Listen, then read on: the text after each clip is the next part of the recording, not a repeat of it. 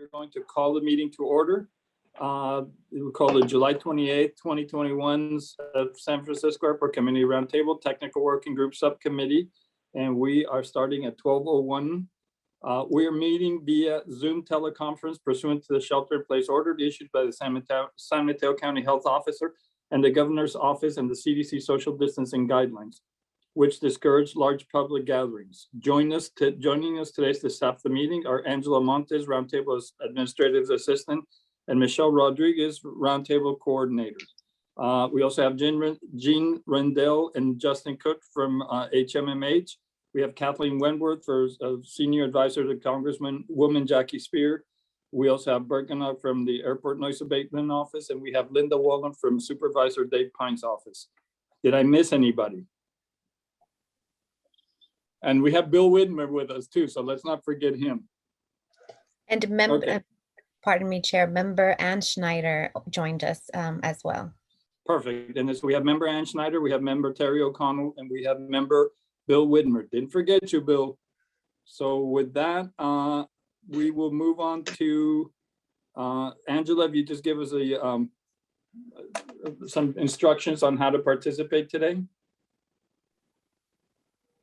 Yes, thank you, Chairman Ortiz. For those attending and wishing to make a public comment, we will use the raise hand feature on Zoom. During the general public comment period, and for each item on the regular agenda, we will ask those members of the public who wish to comment to click the raise hand feature to speak on the agenda item. For those joining by phone, please press *9 to indicate your desire to speak. When you hear your name called, I will prompt you to unmute your microphone and inform you that you may begin speaking. You will have 2 minutes. Thank you. Thank you, Ms. Montes. And with that, we don't do a roll call, but we do we'll note the members that are present. So I mentioned the members that I know are present. If there's anybody else, could you please make yourself known right now? So having no more, then you have the record of who's. Chair, Member Jeff Alves is joining us, and he is being promoted to panelist. Perfect. Welcome, Mr. Alves. Good to have you. And I do think recognizing Lauren Chung from the general membership, not necessarily part of this committee, is also on. Great. Thank you. And Lauren Chung is representing the San Francisco Board of Supervisors. Is that correct? Yes, that's correct. Very good. Thank you. Welcome. Good to have you. And with that, anything else before we move to public comment? Michelle? Lastly, I just want to add that Mr. Doug Gakel is also with us. Thank you so much, Chair. Very good. Welcome, Doug.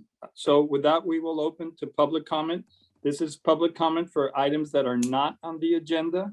And so with that, I will pass it on back to Angela. Thank you, Chair Ortiz. We are now going to take public comment for items not on the agenda. And we would like to note that we did not receive any written comments. And I do see one hand raised, so please give me 1 second so I can share my timer. And I will call on, let's see, Jennifer. Please accept this request, unmute your microphone and begin speaking. Hi, good morning. I wanted to address the issue of the recent FAA workshops and the announcement that one of the recommendations for the Southern arrivals. Won't that be on item number 3? Excuse me, the FAA workshops are actually on the agenda. So if you'd like to wait to that point, then we're happy to hear your comment there. Did I not look at the agenda? You're going to discuss the FAA workshops? Yes, that is item number 3, but it's actually being pushed up to number 2. I'm so sorry. Thank you. No worries. No worries. Okay. We'll go on. Angela, do we have anybody else? Chair, we do not have any hands raised for items not on the agenda. But Chair, before you move on to agenda items, you may want to take the action to adjust the agenda then to your point. Excellent. Thank you for the reminder. So for the membership, we are the proposal is to move the agenda item number 3 to number 2, and then move the GBAS towards the end to the end of the meeting, only because we have a time conflict with one of our FAA representatives. So I don't know, do we need to take a vote on that, or do we? Yes, we need to take a vote, she says. So I guess I will make the motion to amend the agenda as described. I will second that, Terry O'Connell. And then Thank you for that. And then, taking a vote on that item, Member Alves, Aye. Member Schneider,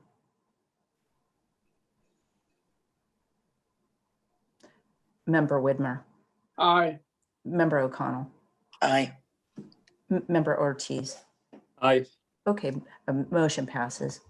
My apologies through the chair. Aye. Thank you, Member Schneider. So we have a unanimous vote, so that's perfect. Okay, having said that, then I think we are now ready to move on to our first item, which is the night hush discussion. And so just as a little background, we've been discussing this change, and we had made some big changes with the FAA. We had some movement on it, and I was very pleased where we were going. I did have a conversation with Congresswoman Jackie Spear and with Kathleen Wentworth in her office. They have asked for some clarification as to where the time limit that the 1 to 5 came from, and they've asked for some data and some an opportunity to have a conversation about that before we move forward. So we are we have before us, I guess, as a subcommittee, we have the option of acknowledging their request and delaying any action by the roundtable to accommodate their request, or we can choose to ignore it and move forward. So again, we have been talking about this for about 6 months, actually probably longer than that, talking about the changes in that procedure from 1 to 5. We did request that we had concerns about the southbound track after they make the turn near San Francisco. We were given the assurances that they could fly out to Gobbs and then make the turn, which would put them overland at about 13,000 feet, which was in the view of the roundtable was a very good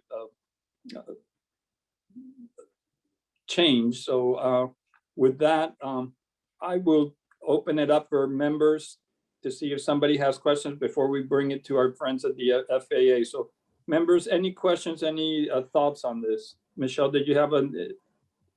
Maybe just the addition that included in your packet on page 4 was the outcome from the conversation with FAA and this fort in terms of the bulleted items there, that was their agreement with us tentatively, both, in total. And so I wanted to make sure that you saw that. All right, thank you. Perfect, thank you. Chair Ortiz, I just wanted to point that Ms. Kathleen Wentworth has her hand raised. Excellent. Kathleen, love to hear from you and what the Congresswoman's thoughts are. Thank you very much. I note that the tentative agreement does have, is in your packets, and that's great. In addition to the tentative agreement to somewhat move forward, it was my understanding that that was subject to a number of questions that were still outstanding. And in that vein, the Congresswoman's office did submit additional questions to the FAA earlier in the month for areas that were not directly, for information that was not directly available. And in addition, the Congresswoman at that time had a conversation with the FAA. And many of you know that the Congresswoman has been involved with airport issues for many, many years. And as a matter of fact, right after the initiation of NextGen, she had a meeting in Washington, D.C., along with her colleagues, Ann Eshoo and Santa Cruz County representative at that time. And one of the big issues for the Congresswoman was the fact that her constituents were being severely impacted by middle of the night traffic, particularly from the southbound port departures. And for those of you who've been around, you know that the port is the predecessor to the stick departure now. And this has gone on and on so this has been under discussion with the FAA with this Congresswoman since 2015. And it continues to go on. And it is now at the point where it is very close to being an improvement, and that's terrific. But the Congresswoman still has an interest in making sure that this comes out in the best possible light for her constituents. And since 2015, she has, of course, for those of you who remember, appointed the select committee and her members to the select committee. She has engaged with the Roundtable on several occasions on this. And she's had personal meetings with the FAA, many personal meetings with the FAA and with airlines and with the airport over the past year since 2015 on this southbound departure. So this is something that is an important consideration to her constituents, and it is important to her as well. So on a recent call with the regional administrator, Gervin, at which the Roundtable leadership was invited, and Ricardo, and Sam were able to participate. There was a discussion on that call about the limits of 1 to 5 on the proposed night departure. And there was some discussion about whether or not what some people call the shoulder hours, the hour or two before and after that period, might be ripe for a little bit more of an expansion from that 1 to 5. It's not altogether clear one way or the other, and the Congresswoman wants to take a closer look at it. And so that there's going to be some follow-up to that conversation. And I don't know exactly how quickly that will take place. I would think in the next couple of weeks, but I don't have the details set up for the meeting yet. So I wanted you to know that this is not going to be a long time delay, but it will be some time to get some answers to the questions that our office submitted, as well as to get some further details on that 1 to 5, and if there's any wiggle room in it, any way to improve it for our constituents. If there's any questions, I'm happy to take them. And Kathleen, I do have, if you could just share for members of the public and our members of the Roundtable, outside of the hours, what were the main sticking points? Oh, well, there are a number of technical questions that need to be answered. I'm sorry, I don't have that pulled up on my screen. Okay, no worries. I didn't mean to put you on the spot. No, I should have had that, but I assume the FAA is working on them, so I don't know. And whatever their answer is will of course be made public. And hopefully it will be an answer in writing or at a meeting like this that's very clear cut. Okay, but it needs a little bit of technical delving into to make sure that we get a successful outcome of this procedure. This is a procedure that will not be a published procedure. And by that, I mean, there won't be necessarily great details of it.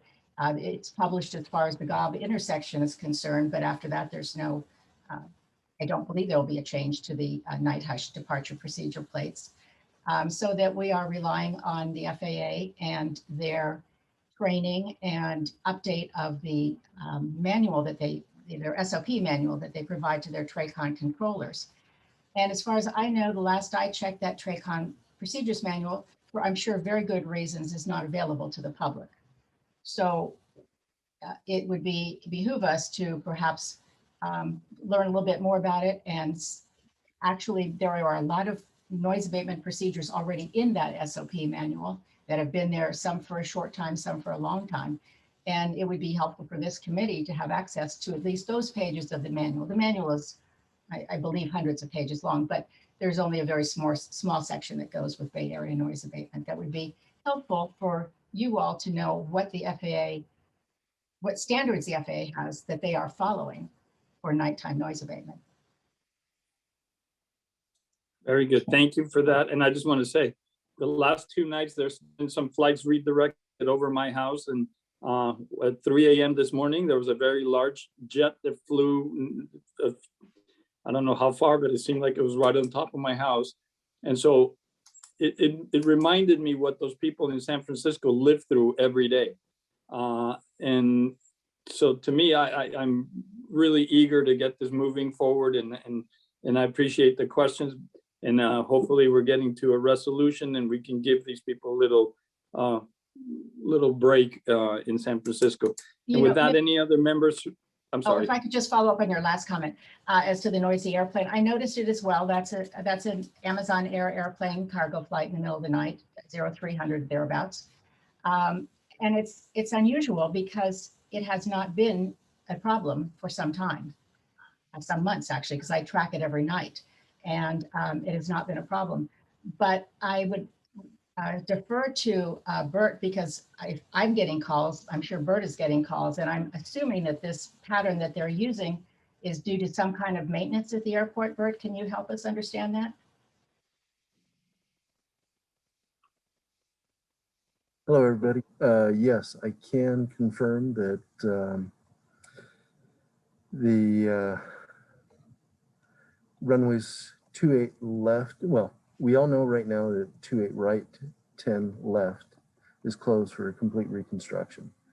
The 28 left, 10 right has been in use since April as the sole west-facing runway for landings, and the rubber from the tires going 0 to 100 miles an hour plus has built up, and our airfield operations folks late last week came in and said, we did our friction testing and we're at a status right now where we need to remove the rubber. And so they said they were going to close it for 2 nights, early morning, 26th, 27th, from 2 to 6 a.m. And we accepted that. And this morning I got a few calls, obviously, about the early morning 747 that departed, as well as the Amazon Air. And we contacted ops, found out that, yes, they couldn't get it all off in the 2 nights they originally planned, so they added 1 more, and they are completely done right now. Bert, please send them my very special thanks, okay? I will. And like I said, it was definitely a safety issue. Great. So now I'm going to go back to night hush and bring it back to members of the roundtable. If any folks have any comments or any questions, I see Terry O'Connell has her analog hand up. Yes, I just wanted to say that if Kathleen Wentworth and the Congresswoman need a little more time to get the details worked out, that we should grant that to them to put this off on a final decision until they get that resolved. Having the runways under construction and being maintained just divert some of the traffic that normally Brisbane hears.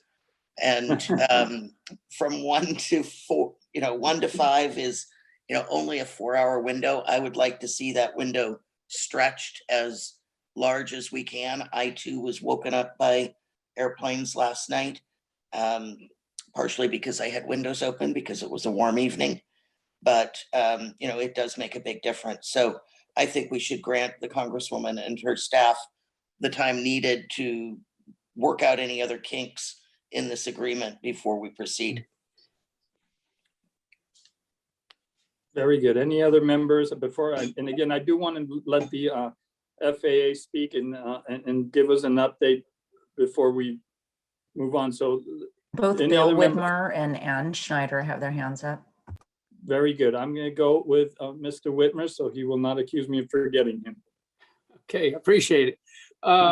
First off, I'm also in agreement that if we can move the shoulders a little bit, I think that would be worth perhaps a month's wait. There was one thing that was missing there that I recall that we asked in our meeting, was that once they hit Gobs, and if it's a southbound airplane, that they stay off the coast. And I think that we specifically asked them to stay over the ocean as they're traveling south. And I didn't see that in the write-up here. But I think that's a key thing that also we should request, as opposed to having them come back over land and then go down. Yeah, and I think we've asked for that many times, and I guess the thought was that if they were up to 13,000 feet, that would be okay. But that's a good question, and maybe the FAA can address it when they get on. Thank you. Okay. Thank you. And then Member Schneider. Thank you, Chair. I agree. If the Congresswoman and Kathleen need more time, let's give them more time. However, I want to follow up back with what Bert said. I too was woken up at 3:54 last night with what was probably the most horrendous sound I've experienced, and I grew up here. So Bert, were they taking off on 28 left, or were they taking off on 19 and flying directly up over the hillside? Off at 19 over the hillside. Taking off Okay, on I thought 19. Okay, and this is not the only time. No, I'm sorry. 19 I said that, but I let Bert respond. I'm sorry, Ann. Okay. Oh, I'm sorry. Go Sorry. ahead, Bert. The aircraft were taking off on 19, turning left. One of them was headed back north, and the other one was headed east. So last night was really horrible, but you're saying that the work on rubber may go one more day? No, today was it. Today was it. However, we have been having those flights taking off on 19 all summer, including over our Central Park on our movie night with children everywhere. If there were an accident, we would kill hundreds of children. Why is 19 being used at night? Okay, you know what? Let me take Okay, this off I because- understand, and I've written and I wrote other complaints because I heard complaints. Plus, it wakes me up. I just want to find out in the future, why is 19 being used at Okay. night? So Member Schneider, I'm trying to keep this about night hush. So these departures we could take offline and get a different answer. Right now, I want to bring it back to night hush. So do you have any final comments on night hush before we bring the No. FAA on? No. Good. And yes, I think you could, I'd love to hear the answer to your questions about that, Ann. So look forward to having that conversation. But right now, I'm going to bring our friends from the FAA. And Marina, would you mind introducing your team? Yes, so my name is Marina Landis, and the job that I'm doing is acting as the Community Engagement Officer for the Western Pacific region. And basically, I'm speaking to the information for the night hush today. And it's just kind of a recap of what the FAA has previously presented to the technical working group, the information that we can accommodate the use of the night hush procedure between the hours of 1 a.m. and 5 a.m. And that the aircraft, when they overfly the bridge out west toward to the ocean, they would fly out to the Gobbs waypoint before turning for those aircraft that are turning to the south or southeast destinations before they turn back over land. And when they would cross the shoreline, they would be at least 13,000 feet in altitude and maybe higher, depending on weather and other operational impacts. And at this time, it's still the projection to coordinate the training for the air traffic controllers, the updates in the automation, and the what's called the letter of agreement between the two facilities, that being the San Francisco Airport Traffic Control Tower, the TRACON, and the Oakland Airport Traffic Control Tower. They will be drafting the letter of agreement to explain all what would be happening for use of the night hush procedure. And that will take about 6 months to once the decision is made to move forward to get that all formalized. So nothing has changed since the last time for the briefing to the technical working group. And I think I would just like to comment that I really appreciate FAA's from the last meeting that this technical working group had. We had outside meetings with HMMH, the chair, the FAA, and technical staff to try to discuss comments from this meeting in detail. And we had a number of meetings to come up with that bulletproof list in your packet. So I appreciate their willingness to hack through your questions and with the HMMH leadership's direction and support able to come to that point. So I think we've made some good movement on the expansion of hours. FAA said they were willing to look at that, but that they need additional data to make sure that their safety concerns have been met. We've put that request into SFO, who of course always has been a collaborator and a partner. They've agreed to provide that information. We, instead of going backwards to get that information because of COVID, we decided to go forward because now the number of flights are increasing. And I think Bert provided us access to the first month's data.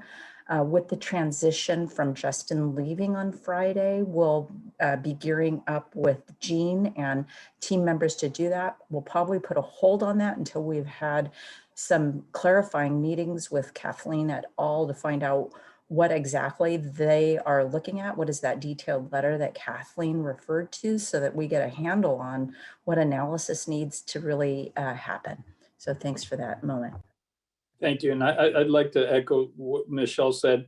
I think the changes in the way FAA has worked with us in the last, I'd say, year have been really refreshing, and I really appreciate it. Marina, I just want to pass it on to your whole team. Really appreciate everything you guys have done, and look forward to getting some resolutions so we can all go and celebrate. So thank you. With that, anything else from the FAA? So Marina, do you have any thoughts on the question for Mr. Whitmer as far as the southbound? And we had talked about the southbound flights just staying over water versus going over land. And I know we have discussed that in the past. Would you mind commenting on that? I don't have any new information at this time. And I think that was one of the questions that Congresswoman Spears' office has brought up. And I think that's one of the questions to follow up on. Excellent. Okay. Thank you very much. Once again, really appreciate the partnership. So thank you. And with that, I'll bring it back to, no, actually, now we will open it to public comment on this item. So, Angela. Thank you, Chair. So we are taking comment on item number 1. Which is the night hush. And please, I ask you guys, please, to keep the comments to the item that we're dealing with so that we can move this along. And Chair, I do not have any hands raised for this item from the public. Very good. Okay, so having none, then we will bring it back to membership. And so I would curious to hear, I think we kind of have agreement that the delay is warranted and that we will go along with that. But I'd like to hear members of the roundtable and see what your comments are. So please let me know, anybody who wants to add any more comments. Do I have any raised hands? I don't see any raised hands. No raised hands. So with that, then I'm not sure, Michelle, do we need to take a vote on this? I think the item's just continued. I think what I do have clarity over is we really want to expand the window. That's pretty clear. And I think we had one clear question that Marina referenced, but I don't have a handle on what are we trying to, other than that, get a handle on. And so in terms of staff direction, it's feeling very fuzzy. What I do here is try to collaborate with Kathleen to find out what additional questions or meetings they need to have. And I'm a little, then I start to get unclear okay, about well, let me try to clarify it, and whoever wants to step in and correct me, because I'm trying to get this right. But so the way I'm seeing it is we have concerns that have been raised by the council, by the Congresswoman's office. We need to have, there is a meeting that is going to be scheduled between FAA and the Congresswoman. So we are putting this on hold until that meeting is complete and we can get some feedback from Kathleen or from the Congresswoman herself as to how we go forward, and then we can bring it back to the membership for a vote. So I think at this point, really, we have nothing new to do. We need to wait till the meeting takes place and the issues are addressed, and then we can move forward based on the results of that meeting. Everybody good with that? That's exactly what we said. Thank you. Very good. Okay, so I hope that gives you a little more clarity. And with that, we are going to move to item number 3. So the community workshops.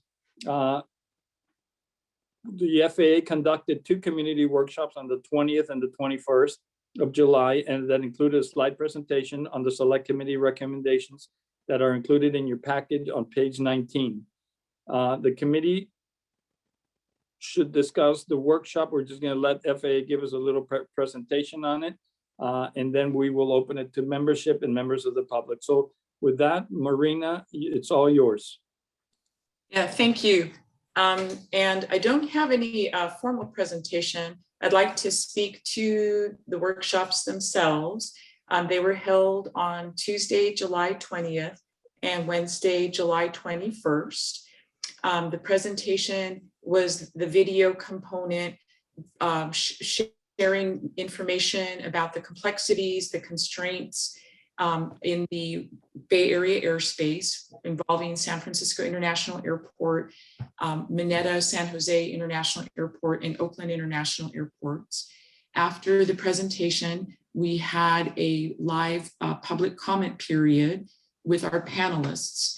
And the panelists involve representatives from the FAA, also representatives from several commercial airline carriers, also representatives from cargo airlines, as well as the Association for Professional Pilots. We had in total participation over 450 people that were able to join the virtual meeting via Zoom. At this time, I do not know the number of folks that were live streaming through the FAA's Facebook, and I think the other option was Twitter. Don't have that information yet. I think that's a little harder to put together. And we did have 2 comment periods. The first comment period was about 90 minutes, and the second day, the comment period was about 120 minutes. Perfect. And I think that's, yeah. Also, I wanted to mention for the technical working group members is the FAA website, the FAA community involvement website is for the workshop is being updated. We will have the recorded live videos for each night posted there. And we're working on organizing those videos. So a person who may be interested in a particular topic for the workshop will be able to kind of like, page to that portion of the video. I guess it's called pinning the video. I'm learning a little bit about that as well. Also, we have the poster boards individually linked to on the web page, so folks don't have to watch the whole video, and those will be identified as well. And these poster information boards were topics of interest that had to do with recommendations from the select committee that was working with the FAA on this initiative for South Bay arrivals. I guess that's kind of its formal name, but there's a lot of other issues and topics that are in there that are in addition to the select committee recommendations. So for those folks that are interested, hopefully by the end of this week or early next week, we'll be having that update to the website. Excellent. Thank you, thank you, thank you. So yes, sir. With that, I'm going to bring it back to the membership. If you have any questions of Ms. Landis before we open it to the public. And I don't see any hands. Oh, yes, and Member Schneider, if you please. Thank you, Chair. I attended both hearings, and I do want to thank Director Ivar Satiro at the first one. He did bring up the fact that close-in cities deal with a host of additional noises. My perspective is it was pretty much 2 hearings on next gen, on arrivals more so than departures, but there was some discussion on departures. And my frustration is there was no acknowledgement of the questions Michelle helped me turn in ahead of time at the request of the FAA. So my question then is, will the FAA respond to all of the questions that didn't get into the 2 hearings?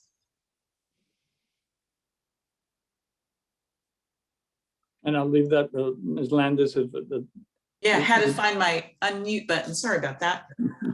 this time, the FAA will not be posting all the questions submitted. The workshops themselves were intended to complement the engagement the FAA has with the 3 area roundtables. In case in point, with the San Francisco roundtable. Also, if there are additional questions, the request is that those be submitted through the roundtables. But to please go back and check the website as we make the updates and include additional information.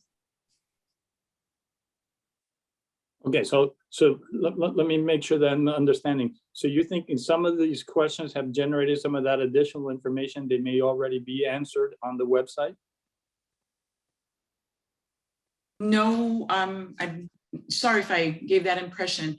At this time, we're not posting all the questions, but if there are additional questions that the roundtable has from the membership, is to submit and or constituents to submit that to the FAA. I don't know if the FAA, I can take back the request about looking into posting all the questions submitted. I don't know what the decision will be going forward, but at this time, yeah, if you look at the videos do have the questions presented and the answers presented, and those are recorded in the videos. That's one reason why we're trying to do the pinning, I guess, of the videos to help folks find specific information that they may be interested in.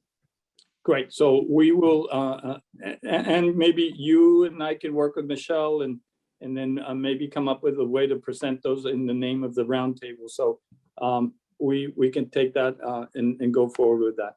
So That would any be other terrific. members? Okay, Thank you. thank you. Any other members have questions regarding the community workshops? And having none, then we will open it to the members of the public. Thank you, Chair Ortiz. So we are now taking public comment for item number 3. And I do have 3 hands raised, so I will share my timer. And I will first call on Jennifer Landesman, followed by Darlene Yapley. So Jennifer, please accept this request to unmute your microphone and begin speaking. Thank you. About the workshops, there was obviously a lot of information that was delivered that day. And one of them has to do with criteria. And as SFO and the FAA are developing procedures for GBAS, they really don't have criteria or community engagement with any of the people that will be affected. So I would like to know what the status is in terms of FAA's environmental assessment, and continue to stress how objectionable it would be to use a categorical exclusion and for our elected officials to allow that given the circumstances. So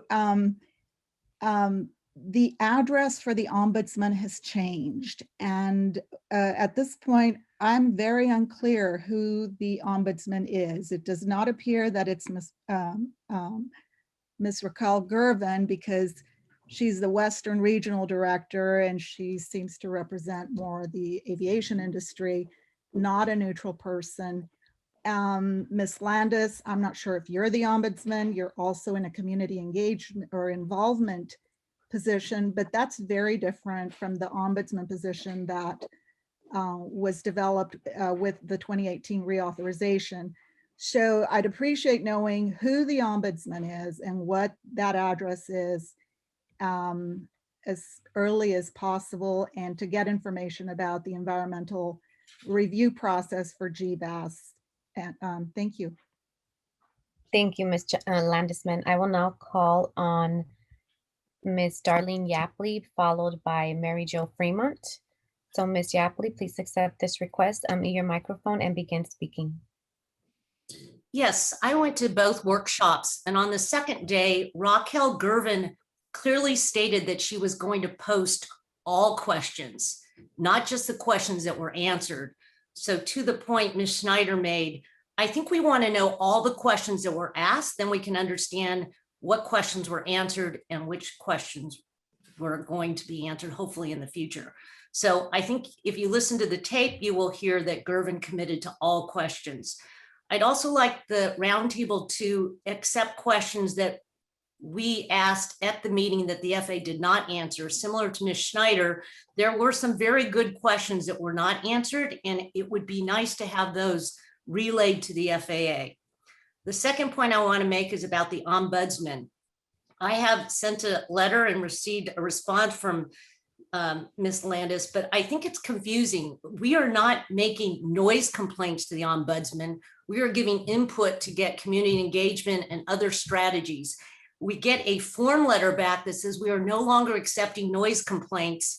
Please go to our website. And if you go to the website, you go back to the ombudsman with their email address to submit the input. So we are in a strange loop with what we're receiving back from you when it's in fact not a noise complaint. So if you could address that, that would be very useful because we want to have effective engagement. Thanks. Thank you, Ms. Yapley. I will now call on Mary Jo Fremont. Ms. Fremont, please accept this request to unmute your microphone and begin speaking. Thank you. Almost 5 years after the Select Committee recommendation, the FAA announced they couldn't do the Big Sur overlay. They claimed safety was an issue and they couldn't meet the 9 criteria. This story doesn't add up.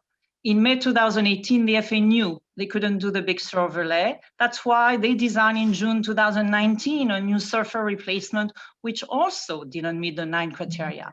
So why wait 3 years to tell us they couldn't do the Big Sur overlay? Why did the FAA proceed after June 19 with an environmental assessment on a new surfer replacement, including seeking input on historical properties, produce a video in September 19 on this new surfer, and then create another video for the workshop last week to explain that they will not implement the recommended Big Sur overlay? This story does not add up, and it erodes the trust between the public and the FAA. Last week's surprise proves again that the FAA community engagement process does not work. We need fundamental changes, including active and good faith collaboration on the FAA's part. And here are 4 must-haves. 1, noise abatement must be the objective after safety. 2, true community representation. A technical consultant must be part of the FAA project team, including the design team as suggested by Kathleen Wentworth previously, to advocate for the community. Airport or airline representatives cannot be community advocates because they have conflicts of interest.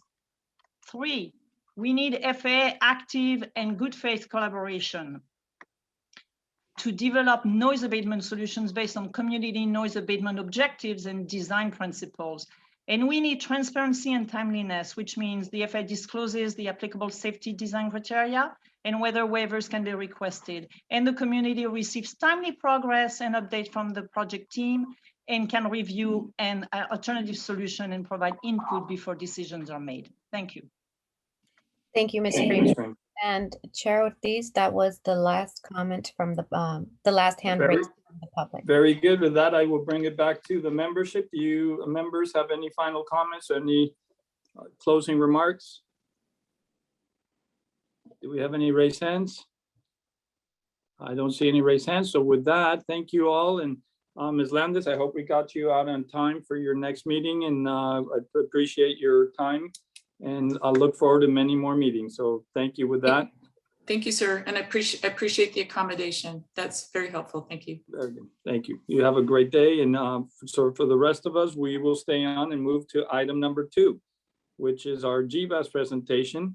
And so the purpose of this meeting is to get an update from SFO staff and the consultant on the status of GBAS. Included in the packet were the previous working group comments for the innovative procedures. We had 2 of them, if I recall correctly. And I think we have more procedures that have been proposed and changes to the existing procedures. And then these changes were based on input from the community. So this process is about getting input from the community, and I think it is working. So with that, I will hand it over to Michelle. Was there anything else? We hand it over to Paul. So I'm going to hand it over. I'm assuming it's Paul, Bert, Paul, whoever is going to take it over. Thank you. I'll do my best. Can you hear me okay? Just doing a quick audio check. Yes. Excellent. Perfect. I'm going to share my screen. And so what I've got prepared today is this is the copy of the presentation we submitted to the roundtable. I'm going to go to full screen here. Hopefully everybody can still see that. Excellent. What we'd like to cover in the time today is kind of 4 primary topics. So as you mentioned, the project timeline. The second thing we want to talk about is an interesting and very useful opportunity that we had to work with some of our project stakeholders on a airline simulator event here in the month of June that helped us start to focus on some of the potential noise results that we're finding in our modeling exercise, and then look forward to the flight evaluation opportunity with a real aircraft trying out some of our innovative GBAS procedures. We're going to talk about that second. Third, we want to talk about the noise monitoring locations that the airport would like to deploy in advance of that flight evaluation opportunity. And since we might have just a little bit of time, I think we're going to pause our discussion for today when we present our information about the possible noise monitoring locations to make sure that we get feedback. Then I'd like to re-engage to talk about all of the latest community flight procedure packages that have been posted to the SFO website just for to go over what's changed and what's now loaded and how to think about the new information that's being presented. So first and foremost, just to talk about the timeline. This graphic should, I hope, look familiar and relatively unchanged from the last time that we had a chance to present an update on the GBAS project. The overall GBAS itself is still looking like it's on track for finishing its installation and commissioning as a nav aid here at the airport by the 2nd of December of 2021. The flight procedures themselves that are being developed by the FAA, I'll talk about those just in a second. They're still on track to also finish up their publication and production process for availability right at the same point on the 2nd of December. In terms of our outreach, we do still intend to return here to this technical working group for the remainder of the year to receive feedback and provide updates on any information that we might be able to share regarding the questions and answers, which we're still working on here on the airport team, to post not only to our website, but also to present any possible changes or developments. If we're updating the community flight procedure packages or if we're making tweaks, we want to make sure that this group in particular understands what's changing. So still planning to come back. That's what these circles are about. And just as a reminder, the FAA procedures that are being developed, they are overlay procedures, or identical overlays, in fact, of existing approaches. That's just step 1 of our GBAS project here. So these innovative approaches that we have in the community flight procedure packages up online that we're seeking feedback. Those are just kind of step 2 even of the GBAS, looking for those initial opportunities to achieve our #1 project goal of possibly and definitely in the future reducing our noise footprint here at the airport. But that's not to say that's the end of the project. So we do show our timeline kind of continuing here into 2022 and 23, but we're going to be continuing to look for more innovative options that perhaps achieve even greater noise benefits in the future. So just to kind of keep that in perspective. Page 4, as I mentioned, the FAA flight procedures, the 4 identical overlay GLS procedures that are being developed, they are not yet loaded to the Instrument Flight Procedures Gateway, which is the FAA's public portal to kind of look at the latest instrument procedures and the changes that could be upcoming to others. We are currently anticipating, this is just the airport based on our interactions with the FAA through the commissioning process of the GBAS. We anticipate that those GLS overlay procedures could arrive in that tab that you see right here on the screen in the month of September. That would be very logical in terms of the normal production timeline for FAA procedures relative to a publication date of the 2nd of December. We absolutely anticipate that there could be other the proposed changes to the ILS and RNAV approaches to the 19s will show up in the September timeframe. We're also anticipating that the GLS procedures show up at that point as well. Another important thing to keep in mind, just in terms of the timeline, we're going to be talking about this a little bit today, is the opportunity for United Airlines that, again, we're very grateful to all of their participation in this GBAS project from its very beginning here at SFO, to make some of their aircraft available when they go through their flight inspection for return to service. to experiment with us a little bit on these innovative GLS procedures with portable noise monitors deployed. That is our goal. We showed July. We did not have the opportunity to do any of those flight evaluations in July. In fact, it's likely to be maybe later this month or even September. So that's still coming up. And just as a final reminder, it is still our goal to submit our request to the FAA for development of our Group 1 innovative approach procedures here in the month of December. But we want to keep tracking along and making sure everybody gets the feedback they need to make the best informed decisions using our CFPPs. This slide, just a quick reminder, these are the 4 existing procedures that are being developed by the FAA to turn into identical overlays as GLS procedures. I don't have those procedures as a project team here at the airport. We don't have the FAA's copies of them just yet. We're hoping that those become public in September.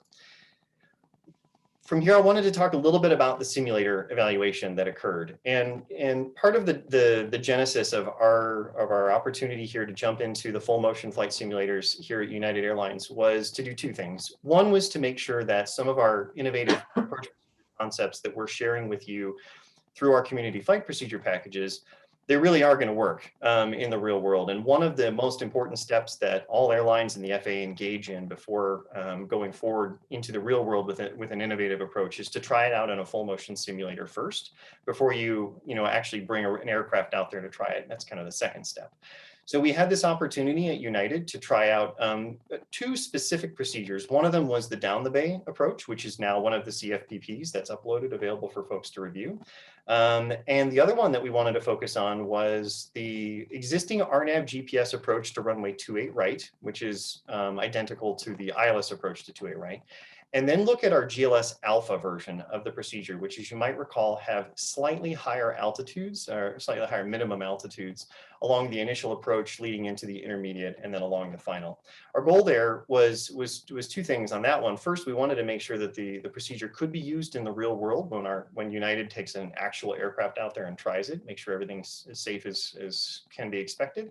The second is to really look at this energy management question that I think has been raised by this technical working group, certainly prior to the GBAS project, but also as feedback that we've received in our engagement during our exploration. And what you see here on page 7 of the handout are just some of the findings.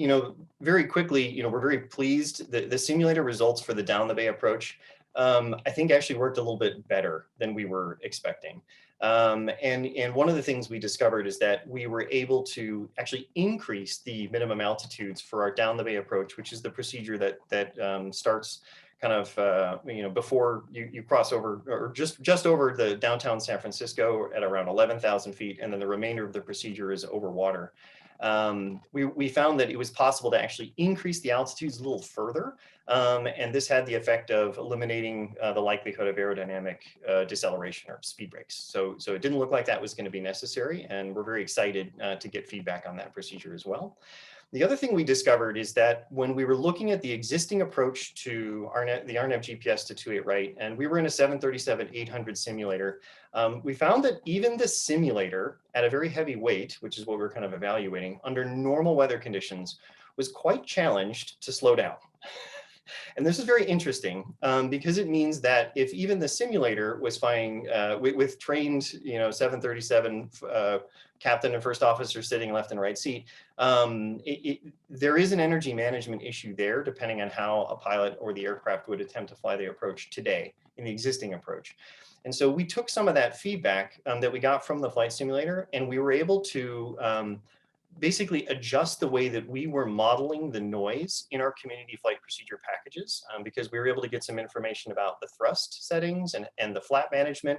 And we took that kind of real world experience, at least from the simulator, and we applied it to our CFPPs. And that's a big part of what you're going to see in particular for 2 of our draft CFPPs that have been upgraded to now version 2.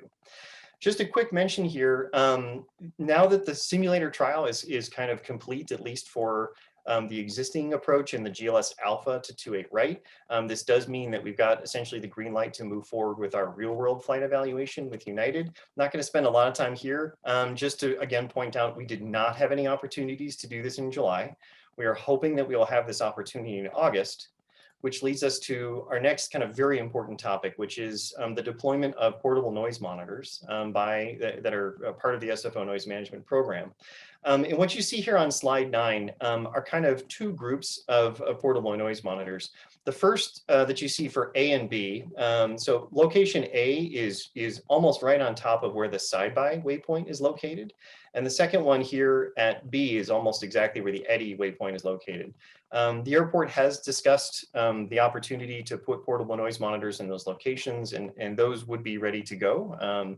The opportunity and what we'd like some feedback on are this technical working group's opinions on where additional portable noise monitors could be deployed when these evaluation flights occur.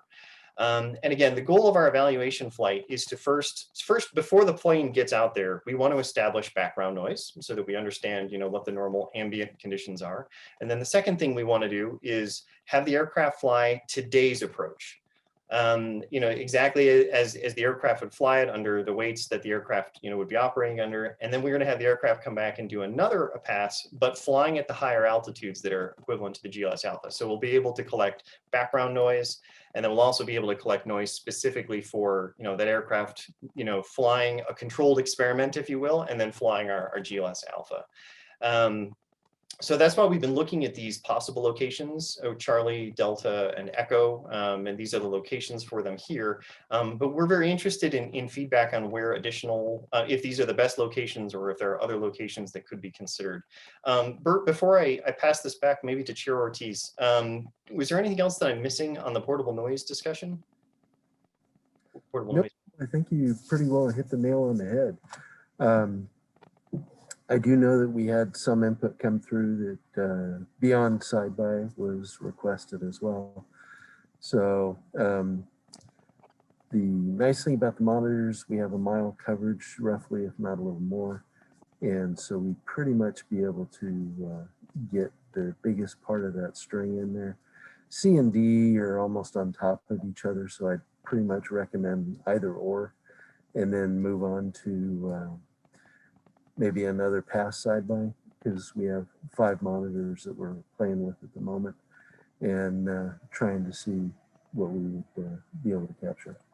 The plan is to run these initially wide open and no threshold, capture as much as we can, and then be able to come back in with a threshold or a floating threshold that would allow the monitors to capture as much data as we can and keep it out of the community noise levels that would be as productive as we can.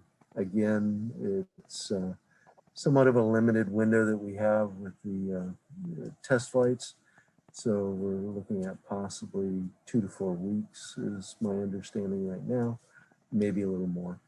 And we would make our plan based on that. So, thanks, Bert. And so, Chair Ortiz, I think given the importance of this has originated from a request from this technical working group to make sure that that the innovative approach procedures that we're developing are as accurately modeled as possible. And some of the results that we hope to take from our noise collection may be used to, at a minimum, compare our AEDT 3D BOTA 4 results. So the FAA's noise tool that we're using, we want to use the data we're getting off these noise monitors to see how close of a match it is. And if it's not a match, what things can we do to our model to improve it? Given the importance of this, I wanted to maybe pass it back to you here very briefly to see if there were questions from the members participating today or comments about the locations. And then I'd like to go back in the time remaining to do the CFPP second. Is that acceptable to you, or would you like us to push? Yeah, no, that's perfect. And I just want to make sure I understood you correctly. When you guys flew in the simulator, the existing procedures, those turned out to be really difficult to fly, which means they were doing run-ups and air brakes all along. So when we go to the innovative procedures, they should be a little smoother, which means less use of air brakes. Is that correct? That is correct. The simulator versions of the innovative approach procedures, which are on the website now for folks to review, They did not have the same energy management challenges. They did not exhibit the same need for air brakes, as an example, that the existing approach needed to, at least in the 737-800. We're presenting a lot of different aircraft types, but yes, the simulator event really kind of gives us hope that the innovative GLS alpha procedure could actually achieve some level of noise benefit. Yes. That's great. And can I also go back to the two existing procedures? Could you talk just briefly about what the changes were to the ones that you guys had already presented based on the public comment? Yes, absolutely. So, and I'll just stop sharing this particular thing. So just to jump into the CFPP itself. So I have a copy up on my screen right now of several CFPPs, but just to show the two in particular that have changed. So we have folks who are participating today might recall that we had put out a draft CFPP, which was primarily heading out there to get comments and feedback about the format that we're attempting to present some fairly complicated information about the flight procedure, the way aircraft could use this approach in the future, and ultimately the noise exposure that could be experienced, and compare it to what's out there today. So we had put a draft out there for the GLS Alpha runway 28 right, one of them starting at Eddy and one of them starting at Archie. And one of the things that was very important for us was, we've added obviously a page that is probably not familiar to folks, which is this first page, which is kind of an overview of what you can expect to find in a community flight procedure package as a part of this project. I'm not going to focus on that one just right now to answer your question, Chair Ortiz, but I think the changes that were applied to these two. One of the comments, and I really appreciate it from the technical working group participants, was to really try to make sure that we model the aircraft performance and the flight operations behavior as close to the way aircraft fly it today. And that was a big part of why we jumped in the simulator. With United's support to do this, along with Honeywell and Boeing. But one of the big things you'll see, I'm using this one here. So this is the approach starting from Eddy. You'll notice before we had some purple areas, and now there really aren't any purple areas for narrowbody 1. And just to clarify, the purple areas were areas where noise increased in the procedure. Is that correct? That's correct. That's correct. Thank you. And green is where the noise could potentially decrease.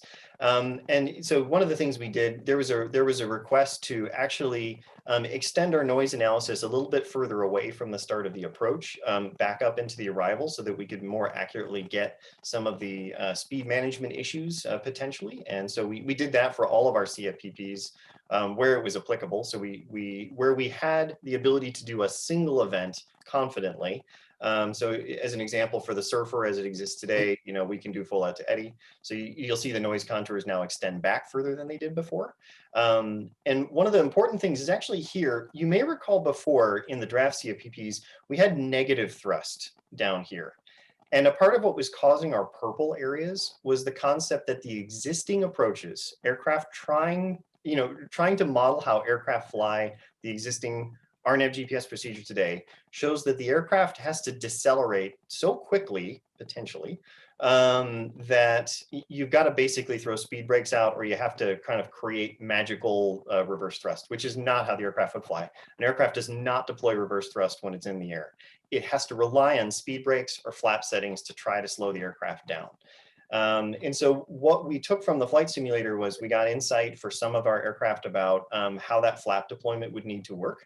And we then use that to make sure that none of our approach procedures and our noise modeling that we put forward has any negative thrust at all. And so we did this for the innovative approaches, and we took this strategy for the existing approaches, and that's what you see here. So as an example, you can see there's the existing approach today. We would expect aircraft to have to immediately go to a higher flap setting to achieve that deceleration, which you could substitute for speed brake usage, whereas the innovative procedure does not require that same level of flap deployment. And so you get lower thrust usage and you get lower noise, all for roughly the same speed profile for the two aircraft. And that's what's translating to our green. That's something we learned from the simulator. It's something we want to validate from our flight evaluation. And that's why we are so interested to make sure that we get the right portable noise points down. I hope that answered your question, Chair Ortiz. Oh, absolutely. I appreciate it. That's what I wanted to hear. So with that, I'm going to open it up to my colleagues, the members of the board. Any questions for Mr. Hanna? And again, I don't see any hands up, but let me check. I don't see any hands up. Oh, Michelle, I see your analog hand up. Paul, I just wanted to ask really quickly, that graphic that you were showing, could you tell the public and the members where they can look at all of those so that they can look at them more closely and study them? Oh, certainly. So Mr. Whitmer doesn't have to use his magnifier on the Exactly. I'm so sorry. I'm so sorry. I had intended to come back to our CFPPs and talk about this in more detail. I just wanted to make sure there was time to get feedback about the noise monitors, but absolutely, just in case we do run out of time. So I'm on the noise.flysfo.com webpage. So this should be fairly familiar to folks. And under the GBAS tab, which is this button right here, you will now find not 2, but in fact 12 bundles of information, so to speak, about each of the innovative approach procedures. What we've done is there aren't exactly 12 innovative approach procedures. There are fewer than that, but we're splitting each innovative approach procedure back to its origin point. So for instance, for 2-8 right, that procedure starts either from Archie or from Eddie, kind of different noise perspectives. And that's what we've done here. So now we have the procedures for 2-8 left. Here's Archie, Eddie, and Faith.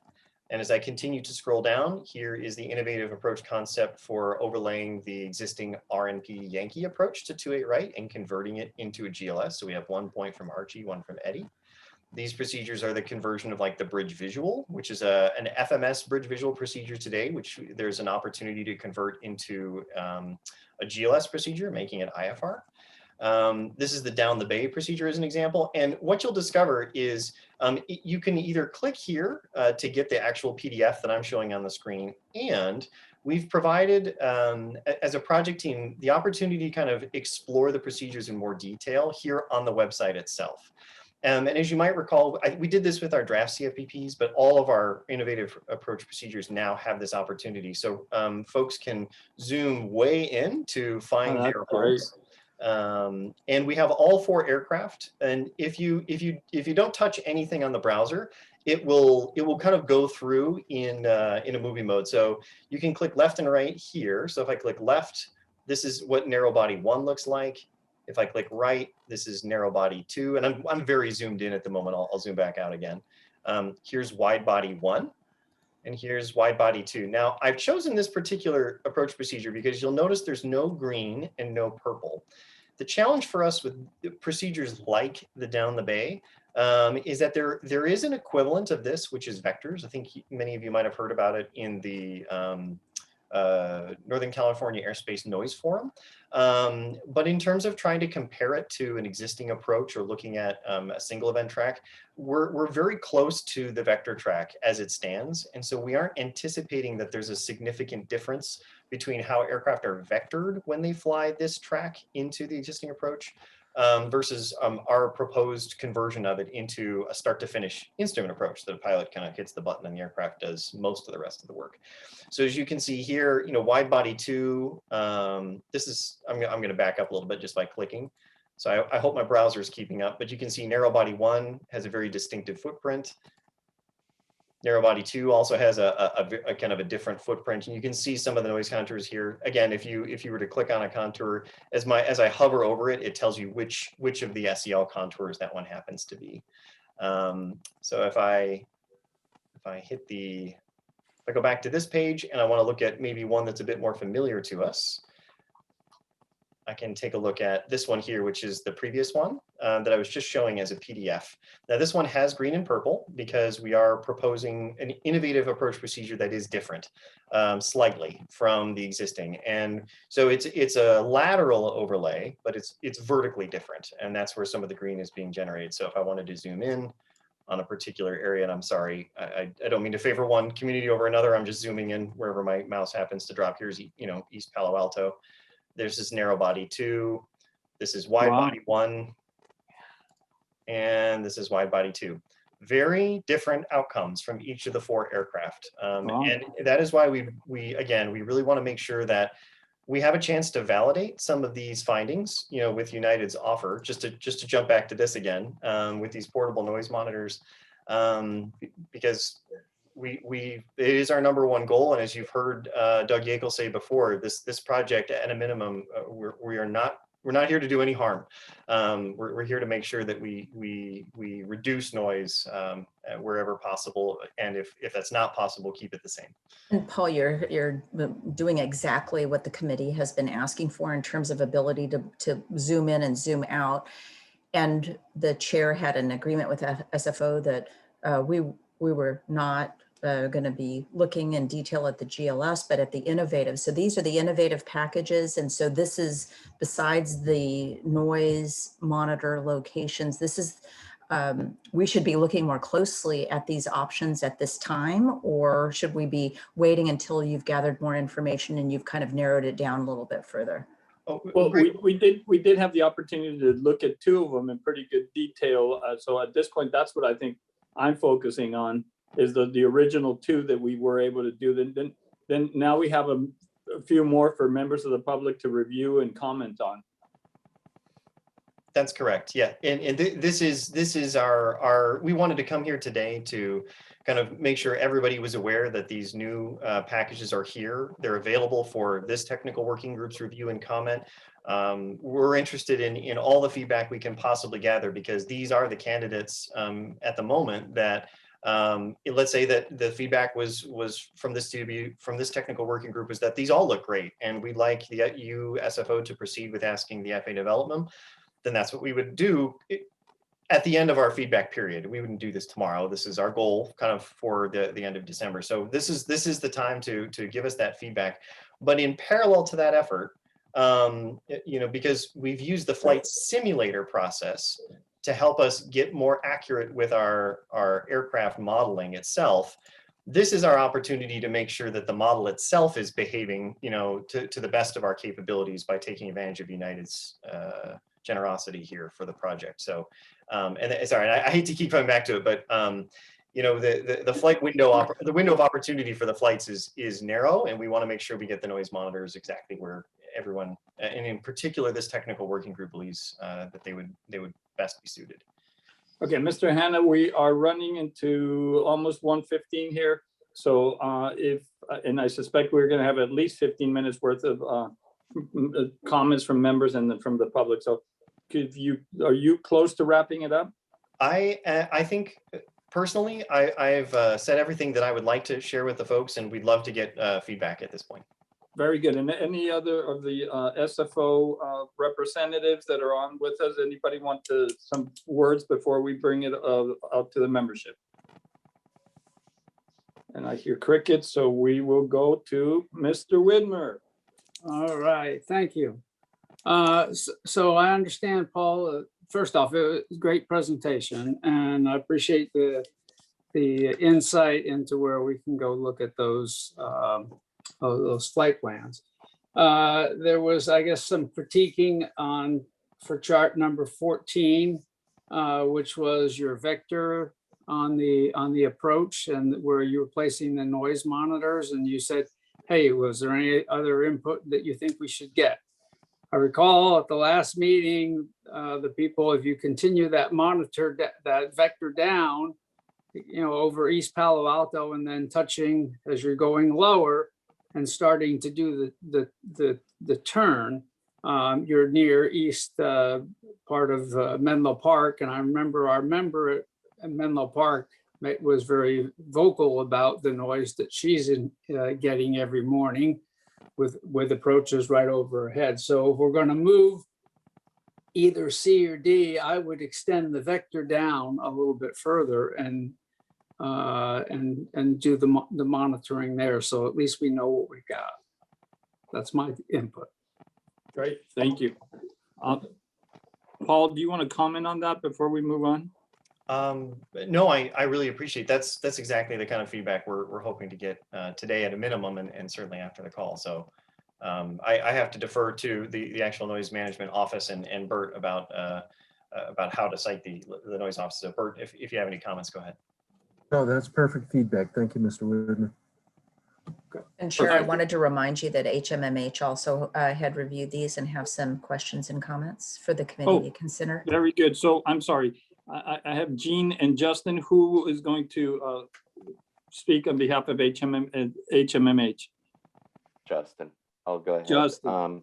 Yeah, I think Paul did a But good you know what, job. before you say anything, Yeah. Justin, Sure. we understand that you're moving on, and on behalf of the whole roundtable and everybody, just want to say thank you for everything. It's been a real pleasure working with you, and we are going to miss you. Now you can speak. Thank you. Okay, thank you, Mr. Chair. I'm going to miss you guys too. So I think Paul did a good job answering some of my questions.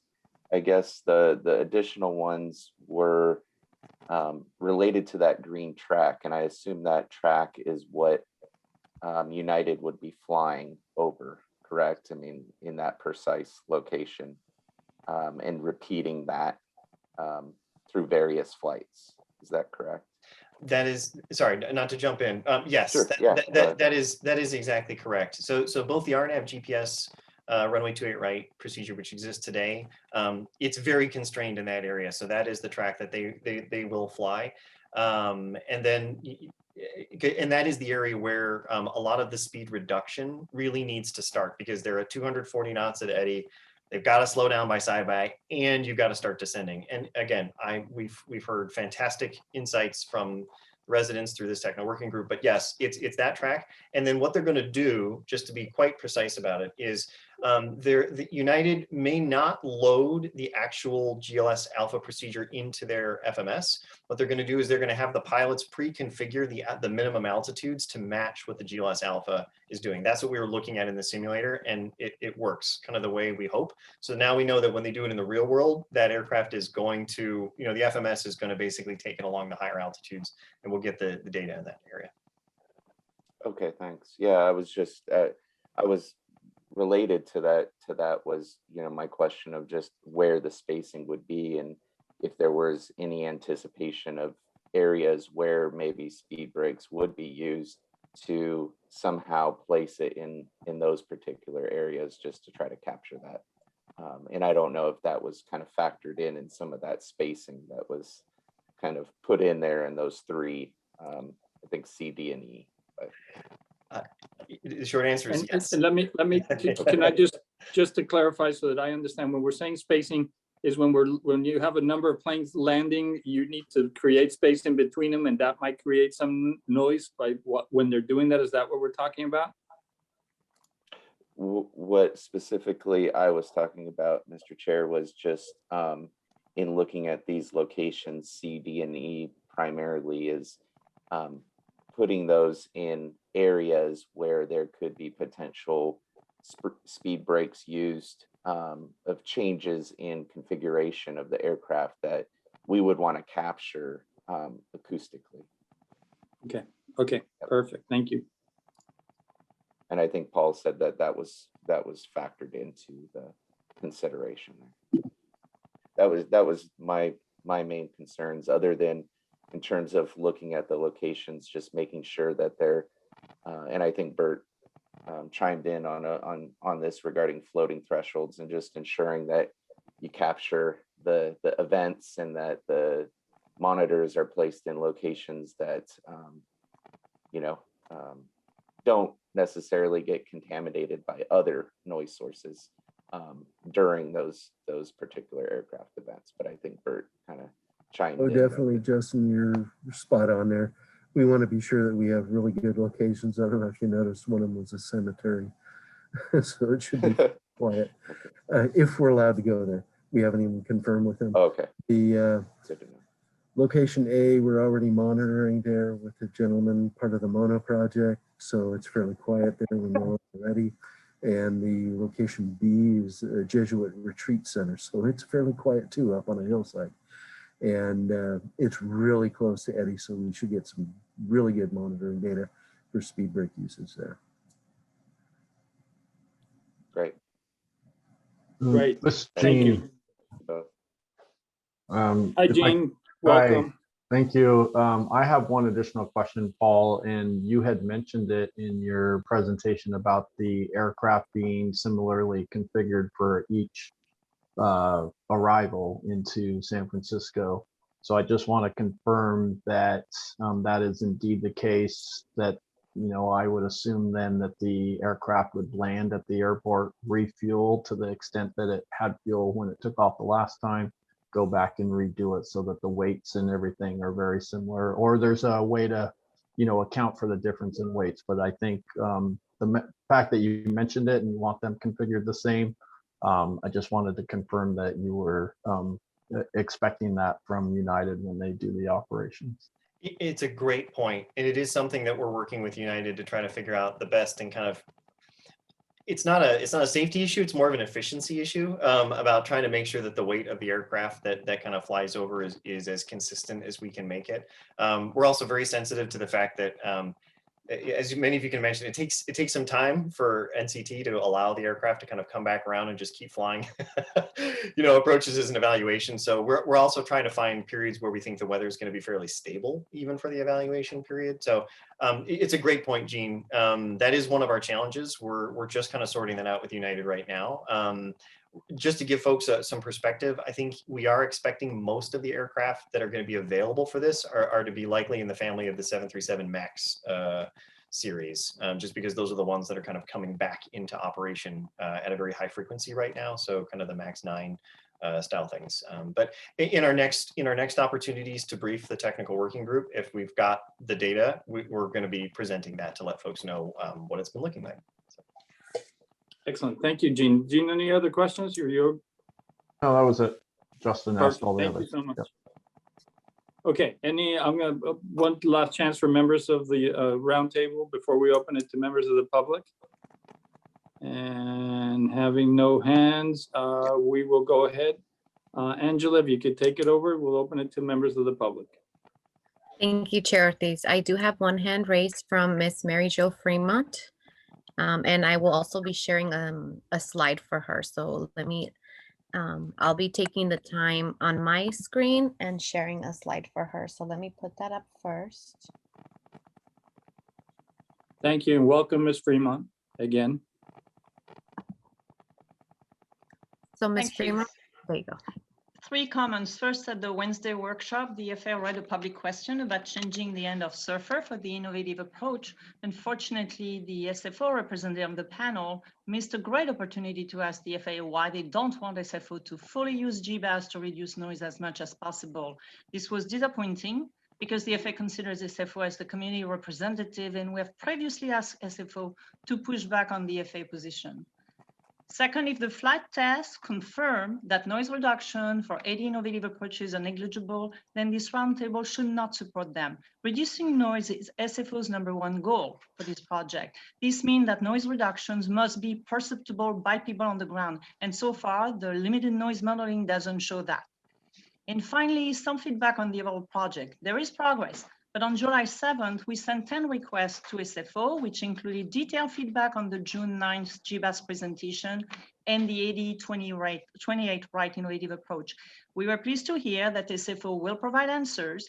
However, to ensure that questions are answered in a timely fashion and to improve community communication, we have 3 suggestions for SFO. In the future updates, please highlight changes from a previous presentation. It's impossible to know what changed. 2, please provide a written answer to the request in question on the GBAS website. And 3, please consider using a dashboard to track requests and questions submitted to date. They're excellent ways to keep track of items and show progress. So here's an example that Angela brought up. It shows just 2 examples. When the request was submitted, it described the request, what the current status, and it also includes some notes with progress history. And we'll email, next week a more complete dashboard, but please, I encourage you to use that. Thank you. Thank you, Ms. Fremont. And with that, Chair, I do not have any other hands raised from the public. And you're muted, Ricardo. Okay, I was saying some great stuff again.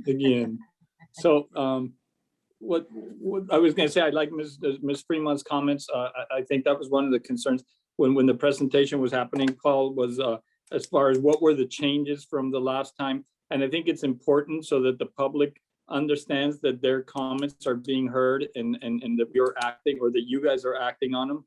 So that's why I wanted to go back and make sure that we were clear on what the changes were. So I think those are some good comments that she brought up. So with that, I'm open it up again to members of the roundtable for final comments.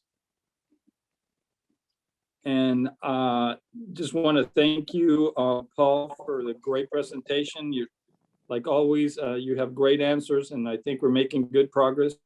I do feel, I'm sorry. Terry and Somebody Ann have their hands up. Okay, so I'm going to go with Terry for Ann Schneider first. Member Schneider. Thank you, Chair. This is our closing comments or on that agenda item? You can do what I was closing that. I was just going to say Okay. thank you to Paul, and then we can do the closing comments. So thank you, Paul. Go ahead. No, I just wanted to say, don't we have a clause in HMMA's contract that Justin can never leave? That's what I said. We're exploring that, Member Schneider, because I think that's a good point that you bring up. Justin, you have been amazing to work with. I am everything and grateful. We will miss you. I will miss you. And I wish you the best of luck. Thank and you. then, and darn it, we got to get that clause in the contract. Also, I wanted to say that Millbrae hosted the Council of Cities dinner last Friday. Congresswoman Spear came and spoke. I think most of us will agree she is always terrific when she speaks. She did bring up that all of us have the right to a good night's sleep in terms of noise. So I thank the Congresswoman for her comments on that, and for everyone listening, know that we know that's on her goal list. Thank you, Member Schneider. And yeah, I agreed. It is definitely on her list. So we're happy to have her on our side. Member O'Connell. I just wanted to say thank you to Justin and let you know that I have another Zoom meeting starting in 2 minutes. So I am going to bow out now. And I wanted to thank everyone for their participation tonight. So today, thank you. Thank you, Terry. Good to see you. We'll see you soon. Thank you. Bye-bye. Okay, with that, any other members have any final comments? And with that, I just want to echo everything everybody said about Justin.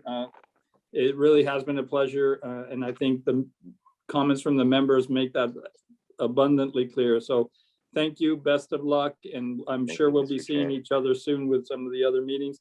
To everybody on the phone, thank you for being here today. Appreciate it. I think we had a good meeting today. We shared a lot of good information. And with that, I think we are adjourned. Thank you. Bye, guys. Thanks, everyone.